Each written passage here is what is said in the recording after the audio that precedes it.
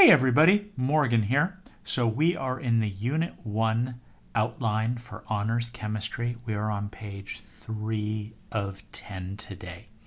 And we are going to introduce and start talking about the idea of significant figures. And significant figures allow us to deal with that inherent uncertainty that exists when you take a measurement.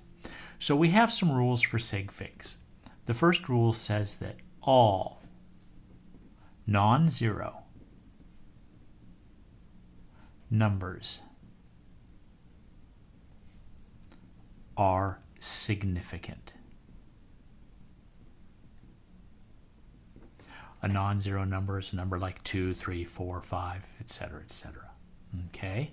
Second rule says that all zeros between non-zeros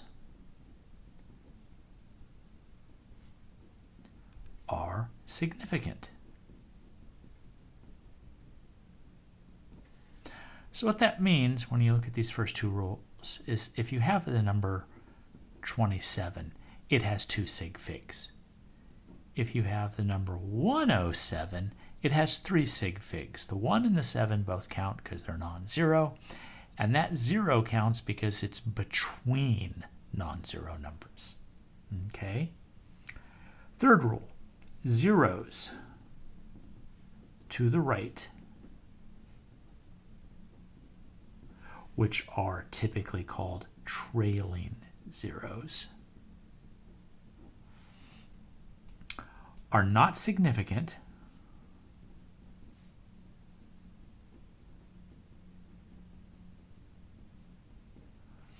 unless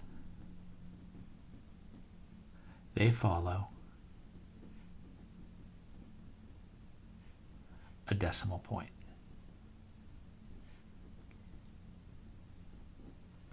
Okay?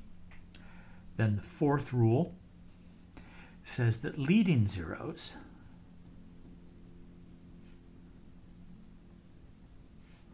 are not significant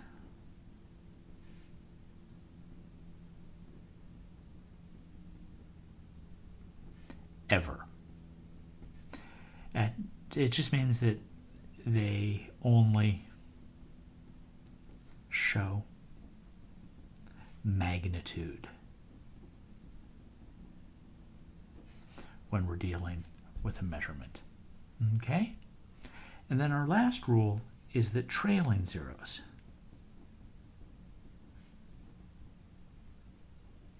are significant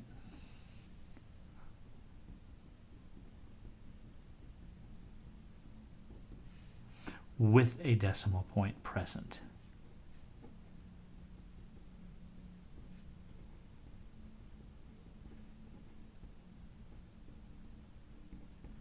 All right.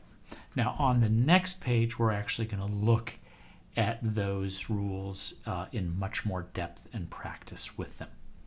So let's start looking now at how we work with significant figures. Imagine we're going to add this up, okay? So if you add all those numbers up, your calculator is going to say 37.785 grams. Okay? Now, the rule for addition and subtraction when we deal with sig figs is that our final answer can only go to the number of places after the decimal as the weakest link or as the fewest in all of the measurements. This goes 2 after the decimal, this goes 1 after, this goes 3 after.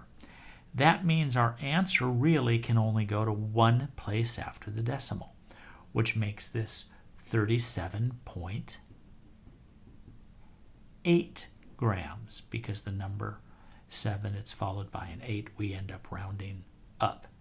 And that also means that the 0.8 has some inherent uncertainty in it. In this case, it's actually a little bit big because of that. Okay? The same rule applies in subtraction. Okay? So if you put 20.63 minus 11.4 into your calculator, you get 9.23 centimeters. Always remember to have a unit with all of your measurements.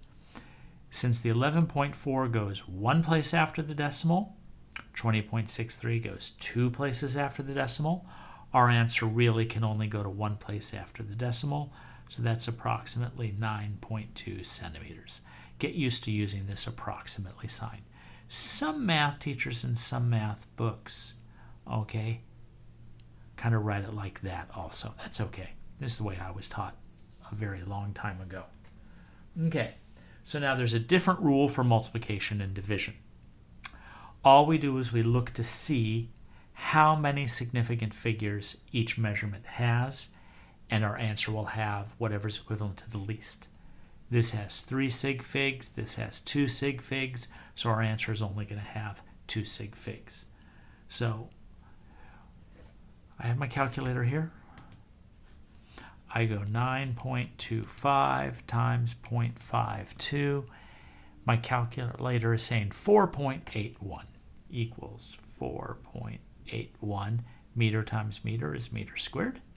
Except I can only have 2 significant figures, so that is approximately 4.8 meters squared.